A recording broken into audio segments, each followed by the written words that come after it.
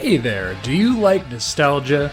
Do you like having best friends? Do you like it when people make fun of each other and make comments on podcasts that, if were to ever see the light of day, might ruin their chances for a public state of office? Well, then you've come to the right place to What an Oddcast, where we run a show where, why don't you just go ahead and take this example here and why don't you come check us out? Have a good one now. She's cooking dinner because she knows her place. Actually, no. Well, I'm gonna clip go ahead that. And I'm play gonna that back clip for this. please. Can we go ahead and add that to the new intro just right at the very end?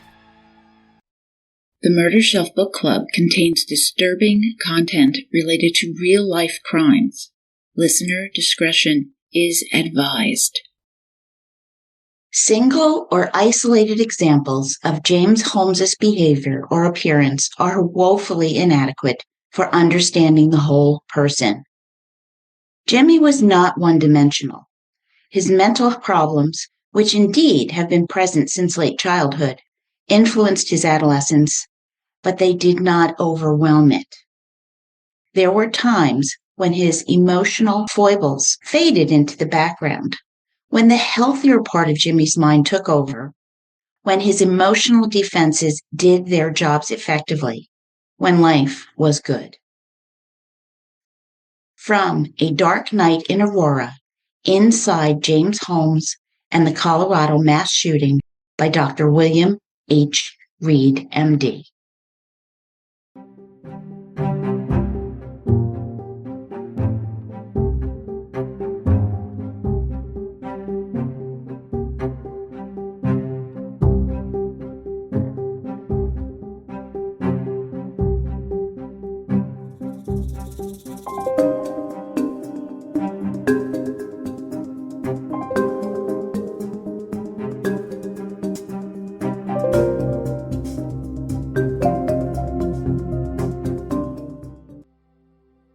Well, welcome to the Murder Shelf Book Club podcast. I am your host, Jill. We are starting a new book trilogy. This is part 1, episode 130, Just Wanted to Keep It Private, featuring A Dark Night in Aurora, Inside James Holmes and the Colorado Mass Shooting by Dr. William H. Reed, M.D., published in 2018. Another valuable source I used was by Dr. Lynn Fenton, the therapist of James Holmes during graduate school before the shooting. Her book, Aurora, the psychiatrist who treated the movie theater killer, was released in 2022. Both are remarkable and contributed differently towards our understanding of what led up to and took place in Aurora, Colorado, on July 20th, 2012, and how it rippled across the lives of those sucked into this horror. I will be in Aurora, Colorado soon because I will be on Creators Row for Crimecon 2025 Denver, just 4 weeks out. I will be at the Embers Lodge Bar Friday night at 9 p.m. Now, if you still need a Crimecon badge, use my code, one word, all lowercase letters, Murder Shelf, and go to www.crimecon.com/CC25. Now, presenting at Crimecon this year are the Aurora Police Department's own Captain Jad Lanigan and Commander Mike Daly. So this will be an important trilogy for you to hear before attending Crimecon. Long trip to Denver? Well, download these episodes and listen on the way. And I'd like to shout out to my new murder bookies. RSJDCMTK, Russ Weber, Diane V. Smith 9, Elizabeth Jansen, Christy Lawton, Crystal Merritt, Jen Frederick, Steve McFadden, Elena Metzger, Amy McFadden, and I want to say hi to my new Patreon murder bookies, Erica, Sadie, Michelle, Kylie, Mary Ann, CMKS, Ramirez Jr., C. Woodward, T. King, Julia Cowley from the Consult, and Jake Mack. We really had quite an influx, so if I missed you, I apologize. email me at jill@murdershelfbookclub.com or just message me on Patreon. Also, I will be teaching my serial killer class on Patreon once a month. So join us in 2 weeks on August 14th, 2025, 8:30 p.m. Eastern Standard Time. We will discuss and select our next book and then delve into the class. I really can't wait. All right, spotlighting our author, Dr. William H. Reed, MD, is a seasoned forensic mental health professional. He has testified in numerous courts for both prosecutors and defense attorneys and has received prestigious awards for his writing and contributions to forensic psychiatric education. With decades of experience, including 8 years as the Texas State Medical Director for Mental Health, Dr. Reed has published 17 books. He lives in Horseshoe Bay, Texas, where he has composed a symphony and several songs, earning 3 Texas Music Award nominations. Interesting guy, right? In the case of the people of the state of Colorado versus James Holmes, Dr. Reed served as one of 2 psychiatric experts, reviewing 75,000 documents and conducting 9 interviews with Holmes over a year. Additionally, I'd like to recognize Carrie Drobin, Dr. Lynn Fenton's co-author, who is an award-winning true crime author, attorney, podcaster, and journalist, with works featured on American Greed, Netflix, and A&E's Secrets of Hell's Angels. Dr. Fenton has maintained her privacy since all of this, and I respect that.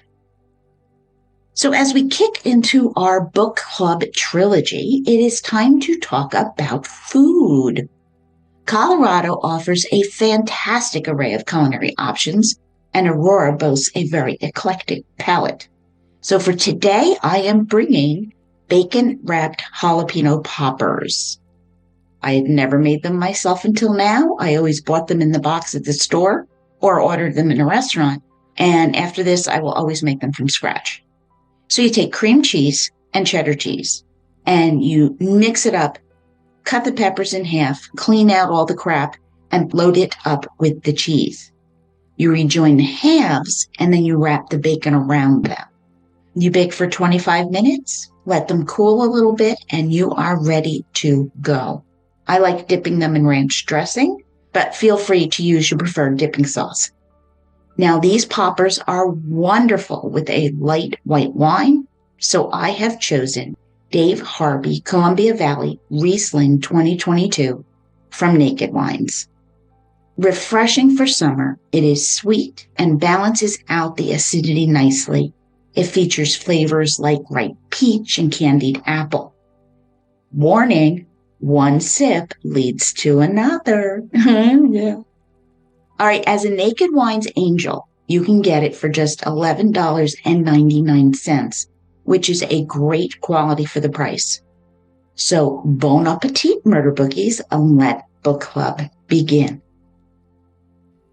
So Dr. Reed opens his book by highlighting the devastating impact of active shooters, which leave people dead, countless injured, and many with PTSD.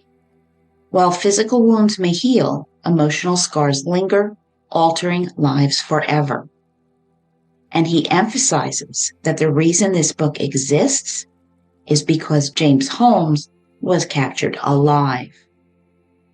Now, this compelled me to do some research on active shooters as an incident of targeted violence carried out by one or more shooters in a populated area, causing multiple casualties and possibly fatalities. It may not seem like it, but the good news is the FBI's 2024 report indicates that such incidents dropped 50% from 2023 to 2024. I hope that trend continues. Locations and victims may be randomly selected or may have some symbolic value for the perpetrators. And shootings may occur in as little as a few minutes to 24 hours. Oh, and I'm not talking about any gang or terrorist or targeted militancy-related cases. 50% of these events occur in open spaces, like parks or malls with lots of people around. 17% take place in commerce, which are business spaces that are not necessarily open to pedestrians. 17% occur in schools or residences, and 12% occur in church or government buildings. Handguns are the chosen weapon of choice in 59% of cases, with 31% choosing rifles and 10% are shotguns.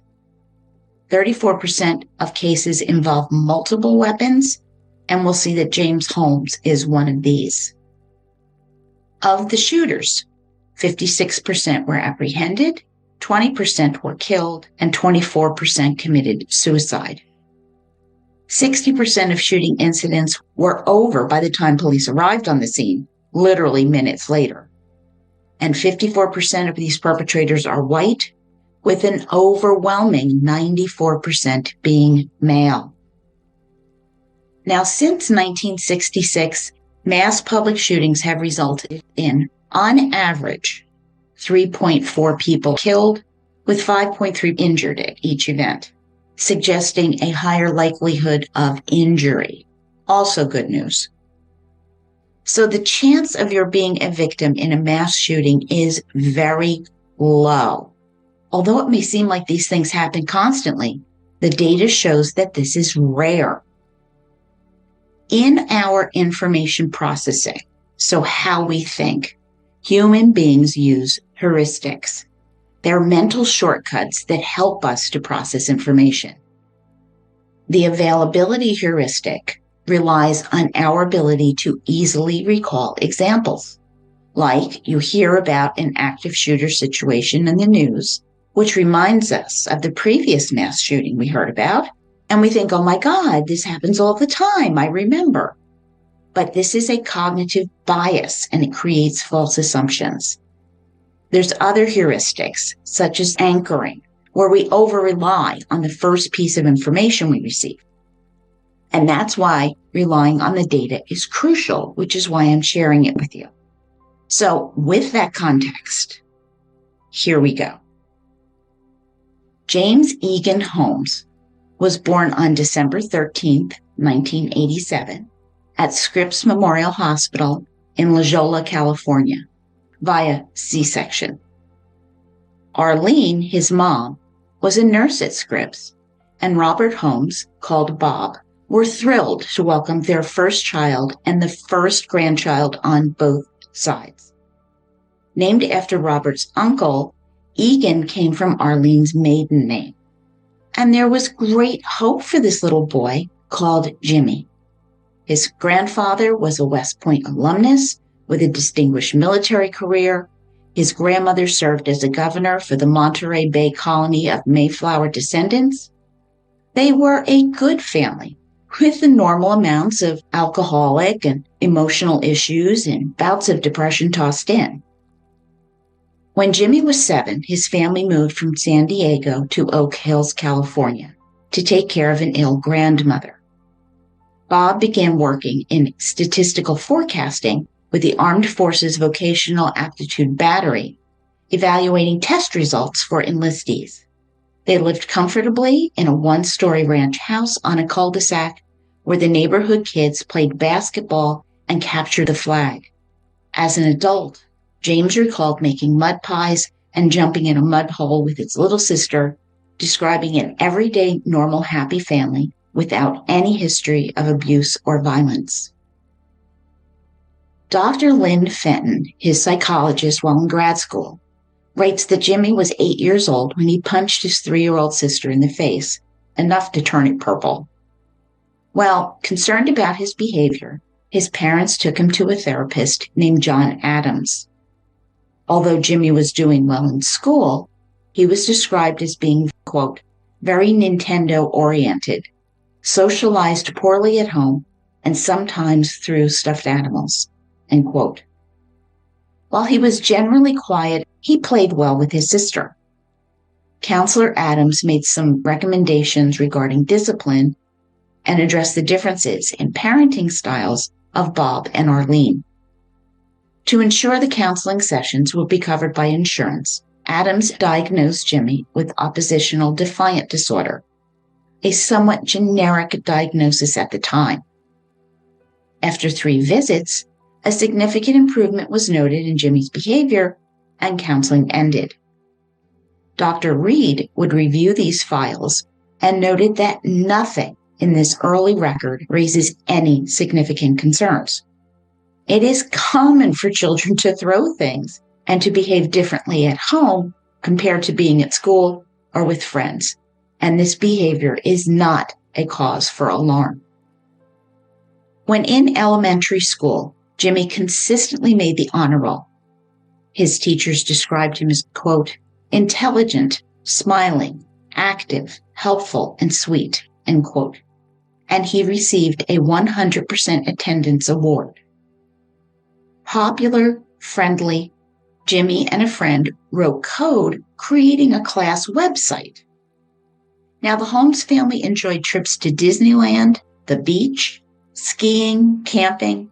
They have photos of Jimmy and his little sister at the ocean, an aquarium, at a wildlife park, making wonderful memories like snorkeling in Hawaii and having super soaker fights. They also visited Uncle Dexter and Aunt Terry in Chico, California, where they went horseback riding and fishing. And if Chico, California sounds familiar, this city played a role in the Yuba County 5 case, which I covered in my interview with Tony Wright, episode 125. As parents, Bob and Arlene were affectionate and cared deeply for each other, always avoiding conflicts in front of their children. They instilled a strong work ethic in their kids while ensuring they had dinner together at the kitchen table every night. Bob coached Jimmy's soccer team, which Jimmy loved, and they attended their kids' school concerts. Jimmy also played basketball, kickball, practiced martial arts, and ran track. There are photos of him with medals, and his friends remember him as a team player and a good sport who never sulked after a loss. Naturally shy, Jimmy shunned the spotlight, much like his dad. Now, the family was not touchy-feely. They didn't discuss emotions very much. And Bob once said, quote, we were more scientific, non-emotional, end quote. When adult James reflected on his early days, he provided short, clipped, superficial responses. His most significant emotional memory was enjoying ice cream, which he described as good, a clear indicator of his flat affect. He remembered his mom dyeing Easter eggs and cooking spaghetti and her laughter as she tested it to see if it was ready by throwing a piece against the cabinet, which it stuck to, tearing off the paint. Jimmy was a patient and caring brother to his little sister, even if she was occasionally annoying, a sentiment that every older sibling can relate to. I sure can. Chris remembers playing fetch with their dog, a Labrador named Zuby, and the secret treehouse that Jimmy and some friends had built in the woods. He loved animals, including their Scotty, Wimbley. However, when it came time for their beloved pet to be put down, Jimmy was completely unprepared. A vet came to the house to perform the procedure, and a shocked, upset Jimmy retreated, climbing a tree where he cried alone. As an adult, James admitted that he never discussed this experience, keeping it tucked away deep inside just because he wanted to keep it private. Sharing feelings was not a priority in the Holmes family.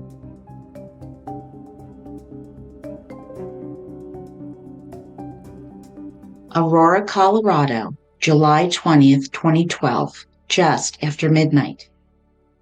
Alex Tivis, age 24, and his girlfriend, Amanda Lindgren, attended the midnight showing of The Dark Knight Rises at Century 16 Theaters in Aurora, Colorado. A huge fan of Spider-Man and the Arizona Wildcats basketball, Alex loved Amanda deeply. He had just gotten his MA in psychology, and his life was just really about to begin. His friend Caitlin remembered, quote, "He could make us all laugh with his Gollum impression," end quote. 15 minutes into the film, shots rang out as chaos erupted in the theater. Alex instinctively dove to protect Amanda, telling her to stay down. Tragically, he was struck in the forehead by a bullet, killing him instantly. Amanda said, quote, "My baby didn't hesitate. He just protected me," end quote. His father, Tom Tevis, described Alex as irreplaceable, quote, "one of the best people on earth," end quote. The Tevis family would release a statement highlighting Alex's last act of heroism, demonstrating his character, selflessness, and compassion. Following his death, Amanda honored Alex by taking the last name Tevis with the family's blessing. In Oak Hills, neighbors Lori and Mark Bidwell met the Holmes family, with their son becoming best buds with little Chris. They noted that, quote, "Bob was reserved, very quiet. Jimmy was shy and laid back, but could open up once he got to know you," end quote. Jimmy had a great sense of humor and was open with those he knew well. Neighbors Catherine and Mark Barrett, who lived nearby, described Jimmy as, quote, "a gentleman, sweet, a very happy boy, fitting in well," end quote. He was considerate, including younger kids in their games, and avoided disagreements. So overall, Jimmy Holmes appears to be a normal, if tad shy, boy. They lived in Oak Hills for 5 years when both Bob and Arlene realized that they missed having family nearby. So in 2000, when Jimmy was 12, the family moved back to San Diego. From that point on, a noticeable change in Jimmy's behavior occurred. His parents saw him becoming more withdrawn. Later on, Dr. Reed would learn that troubling thoughts were beginning to affect him. Adult James would look back on these preteen years, acknowledging a disconnect between his outward behavior and how others perceived him with his internal dialogue, because Jimmy was now thinking about killing people. Yeah. Adult James mentioned that at age 10, he occasionally had vague images he called nuclear bombs intruding into his thoughts, right before he went to sleep or during quiet moments. He kept this to himself because he wasn't that worried about it. Dr. Reed extensively explains that young minds experience a lot while growing up as they developed psychological coping mechanisms for their fears and their wishes. Many of us have fleeting thoughts like, "Oh, I wish my baby brother would disappear." Well, that might be somewhat unsettling, but it's not really unusual. The reality is that most of our memories before age 5 are non-existent. We really haven't developed the language necessary to encode memory yet. Many memories of our early thoughts remain unconscious, and even when we're aware of them, they tend to fade as our brains mature. False memories can form after repeatedly viewing videos or photographs of ourselves as toddlers during a family trip. We swear we remember this, but the truth is we don't. These are false memories. And our recollections of childhood are often distorted. Naturally, we apply filters to our thoughts and recollections, which can shift with context and time. Uniquely, this did not occur with Jimmy. The adult James was able to recall these early experiences, thoughts, and wishes. Jimmy did not want to move. He dreaded starting over in a new and an unfamiliar place. Why were his parents turning his life upside down? Why did they ignore his protests? The day they left, Lori Bidwell remembers Chris and Jimmy's faces in the window of the car, Chris screaming and Jimmy with tears running down his cheeks.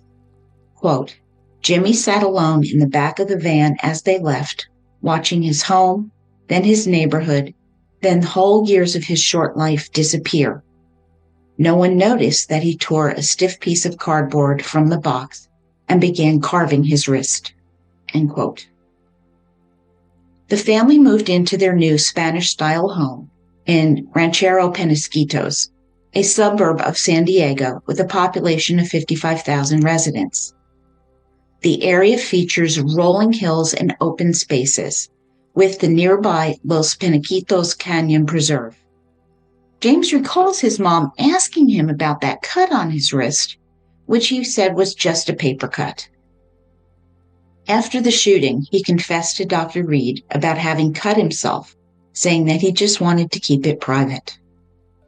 Bob and Arlene hoped that Jimmy would make new friends that summer, and certainly when middle school began. But unfortunately, that wasn't happening. Jimmy became more withdrawn. He spent most of his time reading in his bedroom and sometimes in the closet, and playing video games.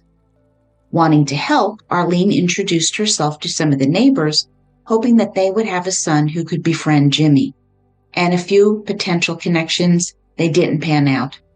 She even took him to the local comic book store, hoping to meet kids who played Dungeons and Dragons. However, Jimmy preferred to play games online, engaging in, quote, pseudo-relationships with faraway, faceless people and their avatars, end quote. As the school year began, things didn't improve. Although Jimmy joined the school band and played soccer, he remained socially awkward. His academic performance was excellent, and while many of these boys enjoyed his company, they noticed his difficulties in social interactions. Eventually, he started playing Magic the Gathering with Earl, who became his best friend, and some other classmates. But the thing is, Earl never considered Jimmy his best friend. Jimmy was quiet, and he didn't easily warm up to others, and Jimmy had literally only been to Earl's house once. And a pattern developed, with James recalling one thing, but his friends recalling something very different. And one thing was clear. While Jimmy was accepted by his peers in Ranchero Penasquitos, he was not forming new relationships as he had when he was younger. The tight group of neighborhood kids running around Oak Hills, laughing and playing games, was not being recreated now. He admitted that he escaped the painful and awkward feelings when socializing by playing video games and focusing on his homework. In October 2001, Jimmy was 14 years old, and the family sought counseling at PsyCare. While sister Chris was adapting and thriving, Jimmy was struggling and angry at home. He even stressed out over using the phone, refusing to talk on it because his anxiety skyrocketed. Dr. Reed points out that many teenagers are socially awkward, and the bright kids often get labeled nerds or geeks. This is not abnormal, but it does raise the question then, was Jimmy's behavior a normal expression of teenage angst, or was it pathological? Now, since Jimmy alone had access to his inner thoughts, which remember are malleable over time, it's really challenging to make a definitive assessment. His home life with parents and his sister was generally good, and the family was close-knit. Jimmy saw that his parents loved each other, and there were affectionate hugs, and he was included in them. However, Chris noticed that her brother was withdrawing, and he spoke to her less. While the family began attending the local Lutheran church, where both children participated in Sunday school, Jimmy would say that while he was never a believer, he was bribed to attend with the promise of Taco Bell. He also volunteered to help with the younger kids at Vacation Bible School. He was really good with them. In high school, Jimmy's social difficulties were intensified by the troubling and invasive thoughts that continued to evolve over time. He told no one. Despite this inner turmoil, he excelled in his advanced placement courses and participated in hour-long football games during lunch. Classmate Anthony Mai remembers Jimmy as a, quote, happy and smiling person who played soccer and ran cross country, end quote. Although he was not a standout athlete, he played on the junior varsity soccer team. And neighbor Ilana Aronson recalls seeing Jimmy in the pool with the other kids. None saw the darkness that was hiding inside him.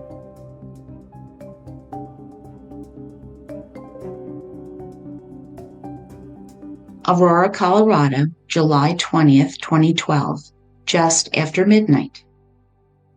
Parents Rita and Agonat Moria took their teens, Patrice and Podio, to the movies, with Agonat nodding off during the previews. Suddenly, Podio saw flashes of red and yellow as gunshots rang out. Rita collapsed onto her husband, and Podio felt a sharp pain in his lower back. Scrambling, the family quickly escaped down the hallway, carrying Rita outside. At the hospital, they learned that Rita had been shot in her arm and leg, with her husband suffering an eye injury. Tending to Prodio's wound, it was determined he had been struck with shrapnel. The shrapnel would remain in Prodio's body until the 14-year-old underwent surgery a month later. But the family had survived. Inside the mind of Jimmy Holmes, there were images of atomic blasts and nuclear winter, thoughts creeping in when his attention ebbed. Intrusive thoughts of death and destruction intensified as he visualized killing anonymous people and even himself. This aligns with symptoms of an anxiety disorder, particularly obsessive-compulsive disorder, though Jimmy appears to have been more affected by the unwanted intrusive thoughts than by the compulsive behaviors. Generally, OCD begins in the teenage years, and it can worsen into adulthood, especially when one is under stress. You know, everyone experiences getting that catchy song stuck in your head from time to time. But when these types of thoughts negatively impact your life, it is important to see a therapist because there are effective treatments for OCD, medications, and therapies. And it can improve over time. And this is just so sad that he said nothing. James would tell Dr. Reed that he felt no hate, quote, just inner thoughts of killing people without any images attached, end quote. He had no specific enemies or targets beyond abstract concepts of humanity. He compared his feelings of hate to a child hating broccoli, not really intense or alarming. The teenage Jimmy believed that he made others uncomfortable, which could possibly lead to conflicts, and feared that this could escalate into violence, raising the specter that someone could be killed if his anger slipped out of control. He worried that his emotions could either hurt or drive others away. He also made a personal vow to never be angry with his mom, reasoning, quote, that if a kid gets really angry at his mother, she might treat you differently and maybe ignore you, end quote. The truth is that his intrusive nuclear winter thoughts are thinly suppressed anger that was beginning to spiral beyond his control. As this worsened, he mentally defended against the anxiety and anger by freezing, his description. In this state, he would stop talking, moving, or reacting to any of his imagined confrontations. And later, it got worse with violent imagery accompanying these freezing moments. Decapitations, saws acting of their own accord to saw off people's limbs. Now, these saws symbolized Jimmy's feelings, but Holmes did not recognize any psychological connection between them and himself. It is essential to recognize that when we examine one's unconscious mind, this is hard for everyone, primarily because it lies beyond our conscious awareness. Additionally, if our daily thoughts can be frightening, then our unconscious thoughts are even more terrifying. Again, I keep saying this, but it's important to understand that this kind of imagery in adolescence is not all that uncommon, nor does it necessitate severe psychological issues. When we experience anxiety, our minds will often create scenarios that make us feel safer, seeking to eliminate a threat. So as a result, we might blame others or resort to denial, the defense mechanisms kicking in. Dr. Rachel Gurr was a prominent psychiatrist for the defense and believes that this led Jimmy to think he was crazy. His inability to communicate serves as a defense mechanism to protect him from others discovering he was different, leaving him fearful of people, and that means everybody, all of humanity. James Holmes would tell his psychiatrists that he believed his thoughts of harming people prevented him from having suicidal ideation, although he adamantly told Dr. Lynn Fenton that he was not suicidal. Well, if it prevents him from having suicidal thoughts, then he wouldn't be suicidal, would he? Trying to navigate social situations distressed him, with him feeling trapped and unable to control the circumstances around him. But when busy, when engaged in schoolwork or playing games, the intrusive thoughts retreated. One of the reasons that he would develop a keen interest in neuroscience was because he wondered, is his brain different? And if he could study neuroscience, he could understand how and why these differences existed.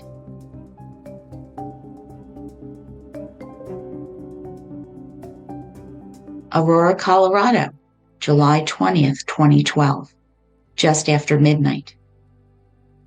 27-year-old Matt McQuinn and his girlfriend, Samantha Yowler, were known for their elaborate Halloween costumes and playfulness, and they had moved to Colorado 8 months earlier. A friend noted, quote, "They were really devoted to each other, with a sparkle of love in their eyes," end quote. Eager to see the new Batman movie, Matt and Samantha were joined by her brother Nick. When gunfire erupted, Matt and Nick shielded Samantha, and while Nick was unharmed, Samantha wound up suffering a gunshot wound to her knee. But tragically, Matt McQuinn lost his life. His stepfather would tell the Dayton Daily News that it was just like Matt to sacrifice himself for Samantha. He was that kind of guy. By high school, Jimmy Holmes was a typical nerdy kid. He enjoyed math, science, and history, maintaining a GPA close to 4.0. He and his friends, mostly other guys, also loved playing StarCraft, and I was surprised to learn that he did not like first-person shooter games. While girls asked him out, which I was also surprised to hear, he always declined and responded to questions about being gay with, quote, "I don't fly that way," end quote. Jimmy would apply to several California universities, accepting a full scholarship to the University of California Riverside Honors Program. He also secured a competitive summer internship at San Diego Miramar College, learning about science labs. Plus, he interned at Dr. Terence Sijowski's computational neurobiology lab at the Salk Institute. There, Jimmy wrote computer code for an experiment on the human perception of time, which was mistakenly described as time travel after the shooting. At this program, Jimmy presented his project to a large audience looking perfectly normal. And while he faced mental health challenges, they did not overshadow his adolescence. His healthy mind took over, and Jimmy can be seen having fun in a number of videos taken over the years. At UC Riverside, Jimmy now preferred to be called James, focusing his attention on academics. Now, the freshmen lived in dorm suites, sharing bedrooms, bathrooms, and a living room with a microwave and a fridge. Then James spent 2 years in an on-campus apartment, studying and socializing with his dorm friends, and he visited his family during summers and the holidays.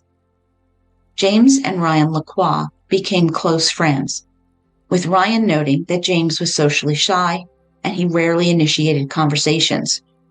but their group enjoyed video gaming and watching Lost together all throughout college. Harry Soren Carr remembers James as a typical introvert who mostly socialized with fellow science majors, and he showed no interest in Batman or the Joker, despite the media buzz after the tragic shooting. So the lesson is clear. Don't believe everything you read and do your own research. James reflects on the college years as socially engaging, even though others often had to persuade him to attend parties. Eccentric, he rarely drank and never got drunk or high. He never used Twitter or Instagram. He rarely updated his Facebook.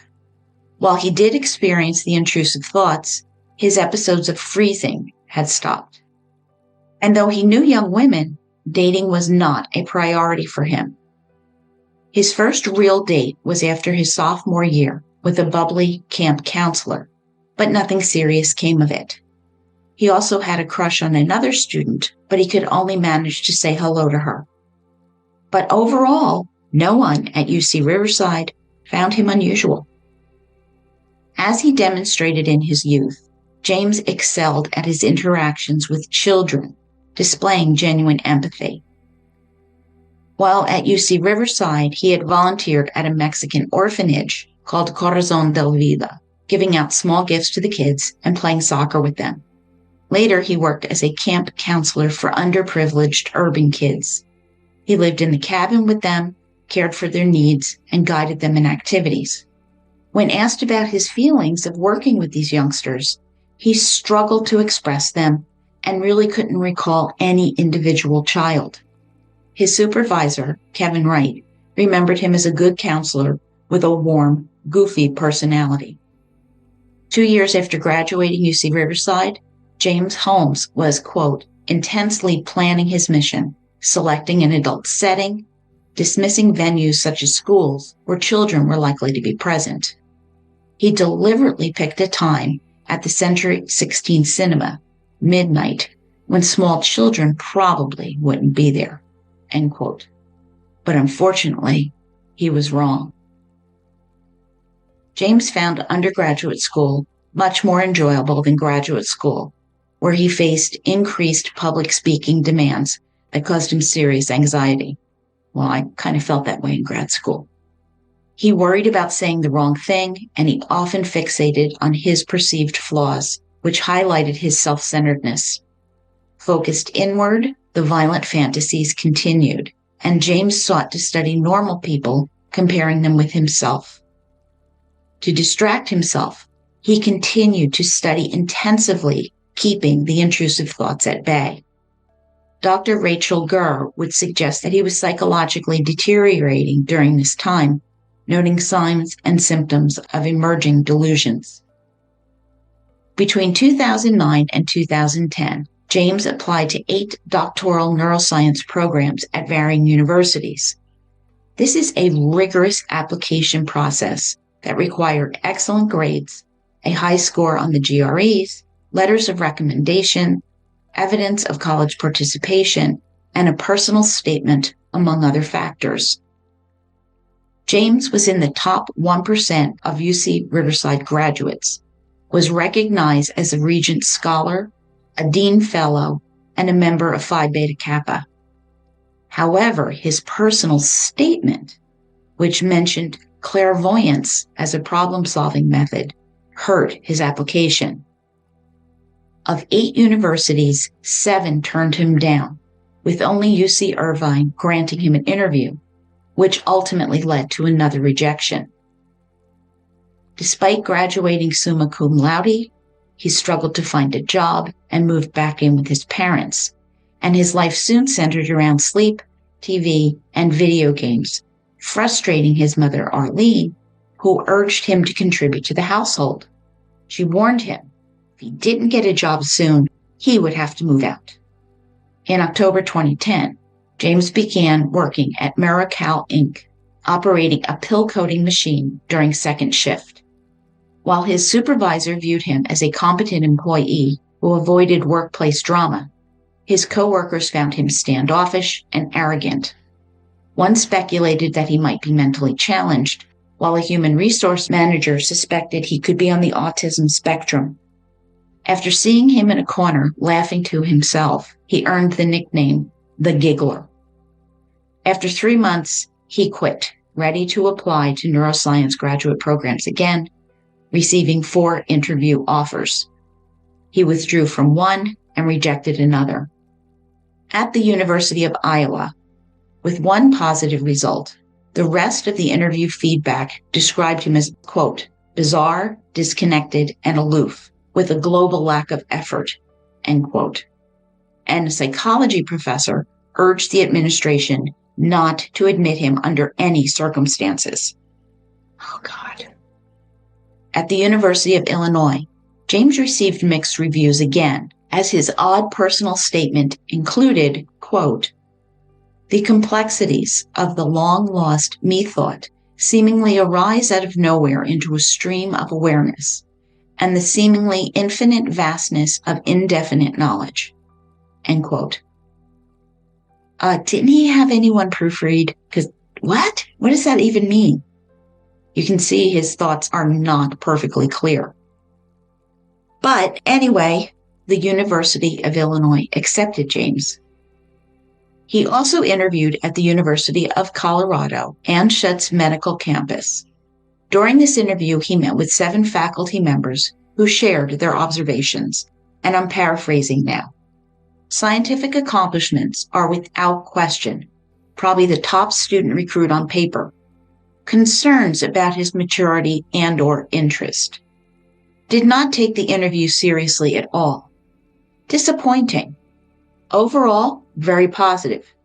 Good interview, good test scores.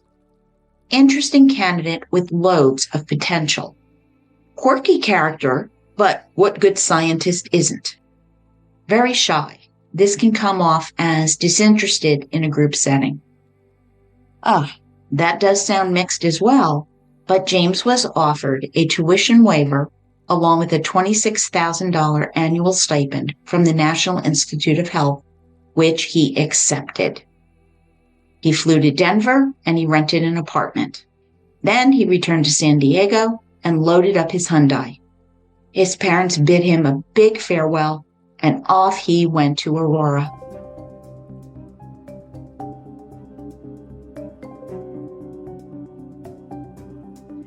Aurora, Colorado, July 20th, 2012, just after midnight. Movie buff Alex Sullivan was celebrating his 27th birthday going to see The Dark Knight Rises with some co-workers, including Christina Blanchet. A big-hearted guy, he was smart and funny, making him a popular bartender who loved his wife Cassandra. While watching the movie, Christina initially thought someone was pulling a stunt until she heard the metal clinks of a tear gas canister, followed by gunshots. Sounds she recognized from her time serving in Iraq. Ducking for cover, Christina felt a burning sensation in her right leg and then saw blood gushing in front of her face. Panicking, she fell to the ground and saw that Alex had been shot in the head, but she couldn't get to him. Using her jeans, she fashioned a tourniquet to staunch her own bloody wound, recalling, quote, it felt like an eternity, but it could have been just 30 seconds for all of this to happen, end quote. Christina sustained 3 gunshot wounds to her legs and underwent 5 surgeries, resulting in her left leg being 2 inches shorter than her right. And Alex Sullivan died. The Amidst medical campus of the University of Colorado in Aurora covers 230 acres, featuring medical schools in every field, laboratories, and hospitals. Holmes' apartment was within walking and biking distance of the neuroscience labs and just 3 miles from the Century 16 movie theater.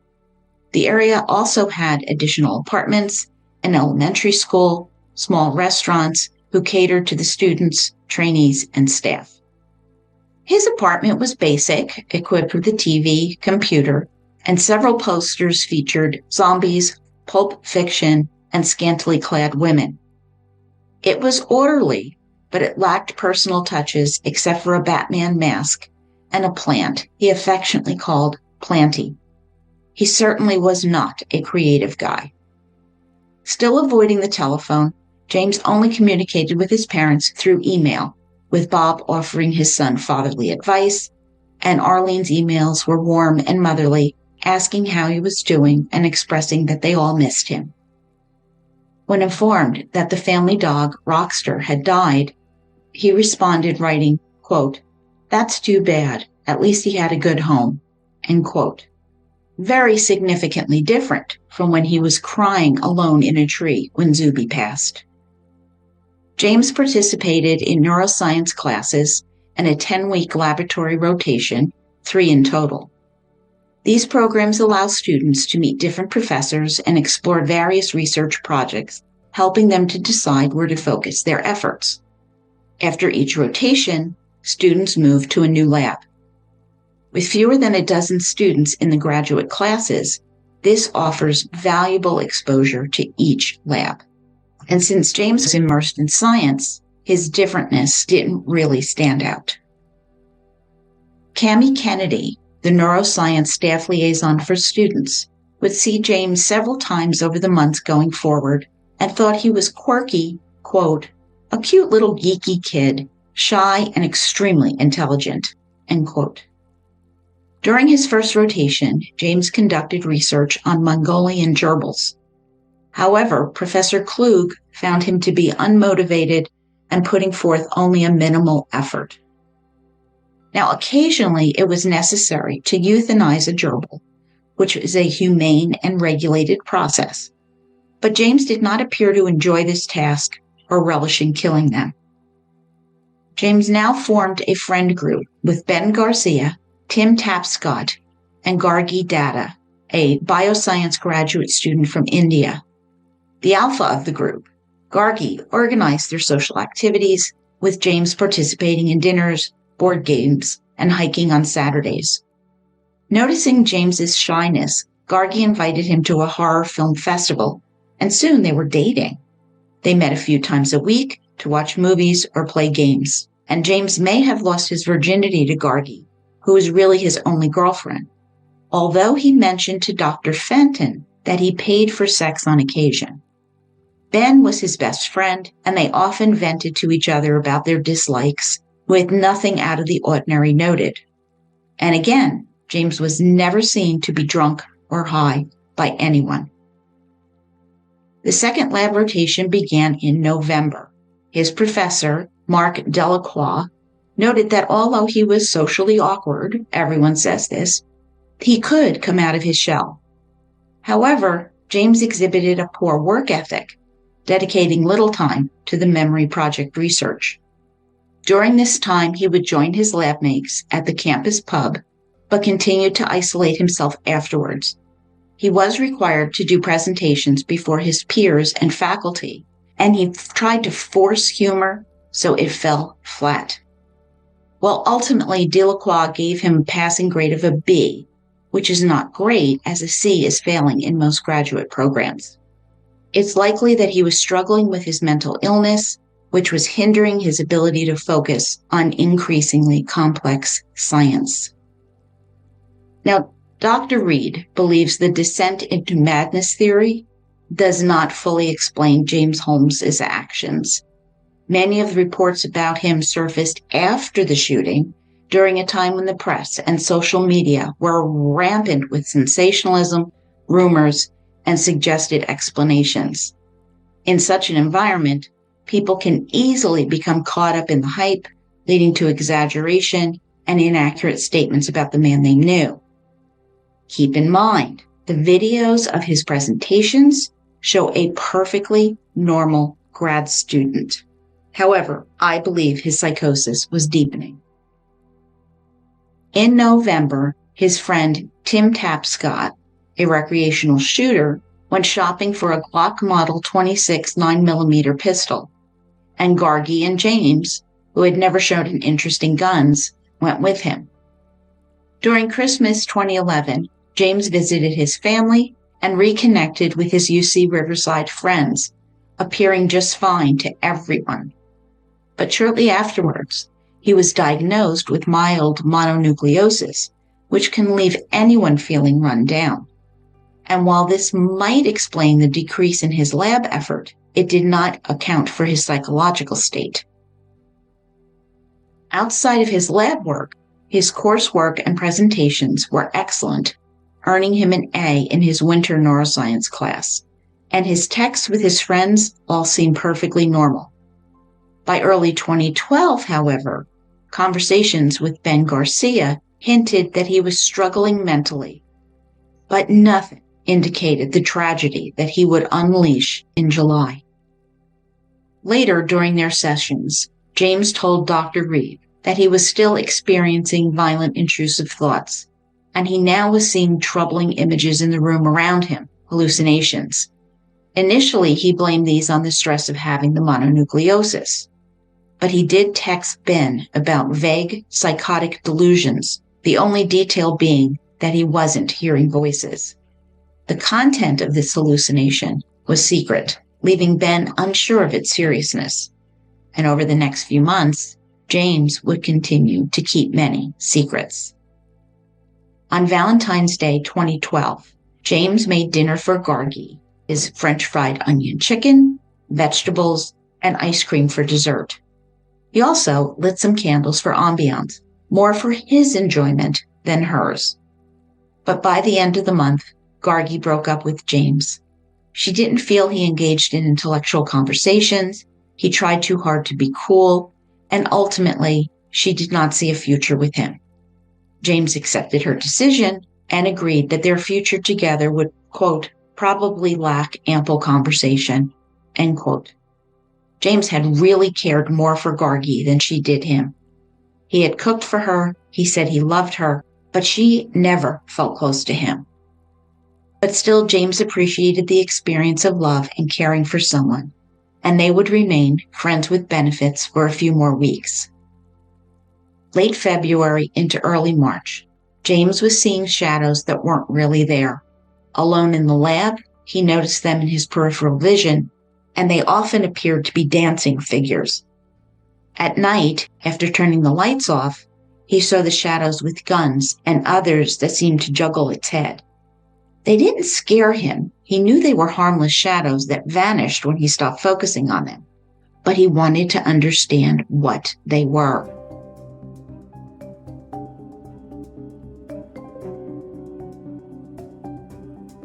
Aurora, Colorado, July 20th, 2012, just after midnight. Michaela Medic, or Kayla as her friends and family called her, was a 23-year-old saving up for a trip to India while attending the Community College of Aurora. On Facebook, she wrote, quote, that she was just a simple, independent girl who's trying to get her life together while still having fun, end quote. Kayla was the youngest of 3 children, and her parents anxiously awaited news for her when word of the shooting broke. Greg Medic agreed, after the medical examiner agreed to honor a specific request, that she go, quote, down there and squeeze Michaela's hand and tell her mom and dad love her and it's not going to hurt, end quote. Their sweet angel girl Kayla Medic loved fairies, Hello Kitty, and Beanie Babies. Spring break 2012. James told his mom that his relationship with Gargi had become complicated. Quote, we are seeing each other somewhere between friends and a relationship, end quote. Although he was feeling depressed, he still valued his connection with Gargi, even if it was noncommittal. At the same time, his core group, Tim, Ben, Gargi, and James, had begun to drift apart due to differing course loads. Gargi expressed concern for his well-being and encouraged him to see a therapist, which he agreed to do. On March 16, 2012, James met with counselor Margaret Roth at UC Denver Student Health Services. He shared his social anxiety, recent breakup with his girlfriend, trust issues, and his habit of pulling at his hair.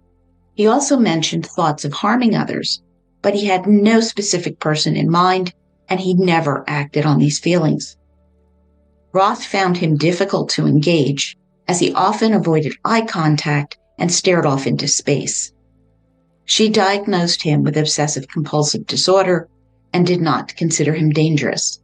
She would refer him to psychiatrist Dr. Lynn Fenton, medical director of the Anschutz campus student mental health clinic. She emailed Fenton, quote, "He's the most anxious guy I have ever seen and has symptoms of OCD. Most concerned that he has thoughts of killing people, though I do not think he is dangerous. He said he didn't want to tell me everything he was experiencing, as I might have to report." End quote. On March 21st, James Holmes met Dr. Lynn Fenton, who noted his poor eye contact. After long bouts of silence, he discussed symptoms such as anxiety, depression, low energy, difficulty concentrating, which had worsened since his breakup with his girlfriend. He admitted to some harmless compulsions and intrusive thoughts of killing. He revealed that in one fantasy, he considered homicide as a solution to his, quote, biological problems, end quote, but recognized he couldn't possibly kill everyone, so ultimately this would fail to improve anything. With her stomach clenched, James appeared cold and predatory, and he was unfazed by these thoughts of murder. Quote, "His flat monosyllabic tone made me uneasy. His words fell out of his mouth like Scrabble tiles. He then painstakingly rearranged to form a whole sentence. His speech was so slow, I wasn't sure he'd actually finished formulating his thought." End quote. Fenton drilled deeply into these violent thoughts during her first session with Holmes, who denied having any specific plans or targets. Like Roth, she concluded he was not dangerous, but certainly required more therapy. Her diagnosis was obsessive-compulsive disorder, social phobia, and schizoid personality disorder. This condition involves persistent social detachment, limited emotional expression, and eccentric thinking, making it difficult for the individual to form relationships. And after considering antipsychotic medication, she prescribed anxiety and depression meds, scheduling a new appointment. Meanwhile, James's text with Gargi took a turn. Their usual chatty exchanges, filled with dark humor, now focused on his fantasy about killing, with a philosophical tone about them. For example, here's one exchange. Quote, "James, well, what I feel like doing is so evil, I can't do it." Gargi, "What's so evil that you want to do?" James, "Kill people, of course. That's why I live in the future. There's no way to do it and not get caught.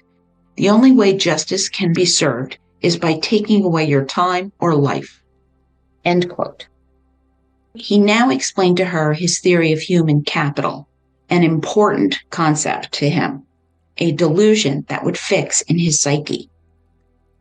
So, some people earn $1 million while others earn 100,000, but life itself is precious. Taking someone's life prevents their purpose, and it boosts one's own perceived value, his own human capital. While concerned about this mindset, Gargi shared their texts with Ben Garcia, and although Ben's relationship with James was souring, Ben still wanted to help. Neither believed that James would become violent, especially since he was now in therapy.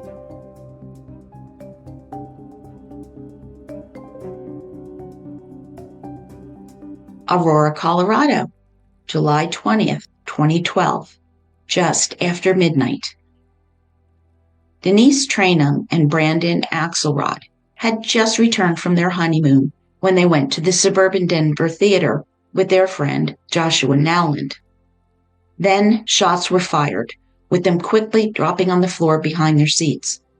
Brandon was hit multiple times in the leg, and Denise shot in the buttocks. They considered running, but Joshua Nowland shouted that it was just too dangerous. Moments later, Joshua felt a burning sensation in his calf, as if a rusty nail had pierced his leg. He saw a gaping hole in his arm and feared it had been severed. Denise quickly made a tourniquet from clothing to try to stabilize the arm. After what felt like an eternity, the police arrived. with Joshua urging them to help the more seriously wounded first. Over the next few months, Joshua and Nolan had several skin grafts and surgeries on his arm and leg. Today, he walks with a cane. Denise and Brandon had both survived. Throughout March and April, Ben and James texted, sharing dark thoughts and humor related to video and board games. But James also referred to himself as a psychotic being with delusions. Was James being serious about this, or was it just banter? Well, Ben didn't take it too seriously, because they were referencing the TV show Highlander, where immortal Scotsmen try to behead each other and take their power. April 3rd was his third visit with Dr. Fenton. He was less anxious, but still lacked energy and often forgot things during lab presentations. In response, she adjusted his meds. And while he was reserved and still had poor eye contact, he did smile a little bit, and he joked about the lab experiments. He was still maintaining a strong performance in his coursework, and he earned an A in neuroscience class. James had now begun texting another student, Hillary, and their conversation quickly became flirtatious. He invited her to go hiking, which she eagerly accepted. And it's very obvious that he felt more comfortable texting with a person than talking to a person. For example, he texted her, quote, "As if you could really get hotter than you are now," end quote. And he sounds like a normal guy to me. On April 17th, he had his fourth appointment with Dr. Fenton. He had ended his friends with benefits relationship with Gargi because he was pursuing a connection with Hillary. Although he was taking meds, he was still experiencing intrusive thoughts about killing people. This session, Dr. Fenton noted, quote, "Won't answer regarding plans. Homicidal ideation thoughts, suicidal ideation," end quote. When he asked her about her philosophy of life, Dr. Fenton redirected him back to his own, which upset James. He accused her of being a pill pusher, and though his voice rose slightly, he did not behave overly angry. Fenton now described his thinking as, quote, "psychotic level of thinking, guarded, paranoid, and hostile thoughts he won't elaborate on. Very tentative therapeutic relationship," end quote. She now diagnosed him with schizotypal personality disorder, which involves more obvious disconnections from reality and more obvious eccentricities. Regarding safety, Dr. Fenton noted that there was no imminent threat and expressed more concern about his homicidal ideation than his suicidal thoughts, as he remained very guarded and uncommunicative about his feelings. And all good things must come to an end, and this is where I have to conclude episode 130. Just wanted to keep it private. Part 1, On a Dark Night in Aurora, by Dr. William H. Reed. I know it's very disturbing as we delve into his mind and his activities, but in part 2, episode 131, Ultraception, which will be out in 2 weeks, James Holmes continues therapy, but his mental health continues to worsen, with him not sharing his plans with his therapist. And thanks to my amazing supporters on Patreon, our next book, here comes the announcement, is A Tangled Web, a cyber stalking, a deadly obsession, and the twisting path to justice by Leslie Rule. She is the daughter of renowned true crime author Anne Rule, and I had the pleasure of meeting Leslie at Crimecon a few years back, where her enthusiasm and vitality was amazing. So on a bleak, chilly November day in 2012, 37-year-old Carrie Farver vanished without a trace from her life in Omaha, Nebraska. Shocking everyone, she quit her job and left her young son behind, igniting a firestorm of concern and speculation. Yet her mother, Nancy Rainey, steadfastly refused to accept that her daughter had simply walked away from everything she loved. Brace yourself for one of the most intricate and bewildering true crime stories I have ever encountered. See, Vicky, I promised you that we would get to this compelling story. So I'll see you all in Crimecon Denver. We will meet up at the Embers Lodge Bar on Friday night around 9 o'clock, and I'll be posting updates on Patreon. Thank you for listening. I truly appreciate you joining me on this journey through some of the best true crime books, and I know this one is difficult. If you enjoy the podcast, please share it and leave a positive 5-star review. You can contact me at jill@murdershelfbookclub.com or connect with me on X, Facebook, Instagram, and YouTube. Additionally, you can join my Patreon for $4 a month and help us choose the next book and enjoy my serial killer class. I'll see you in 2 weeks, Murder Bookies. Do you love horror movies, both old and new? Are you the kind of cinephile who finds beauty in blood-curdling screams, atmospheric shadows, and the evolution of fear on film? Then you've just found your next obsession. Welcome to Journey with a Cinephile, a horror movie podcast where every week I deep dive into the dark corners of cinema, reviewing classic horror, modern nightmares, and everything in between. From the fog-soaked moors of Universal horrors to the neon-drenched nightmares of today's indie darlings, I explore how horror has evolved and what it says about us and why we just can't look away. Each episode features thoughtful reviews, deep dive discussions, and a celebration of horror's rich history. Perfect for longtime fans and curious newcomers alike.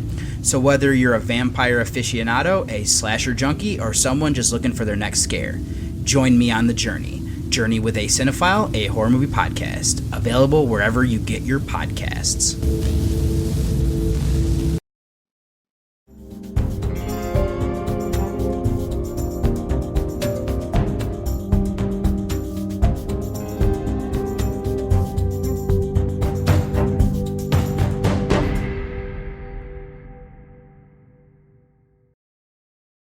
Written and produced by Jill, all rights reserved. Music, The Pewter Elephant by Blue Dot Sessions.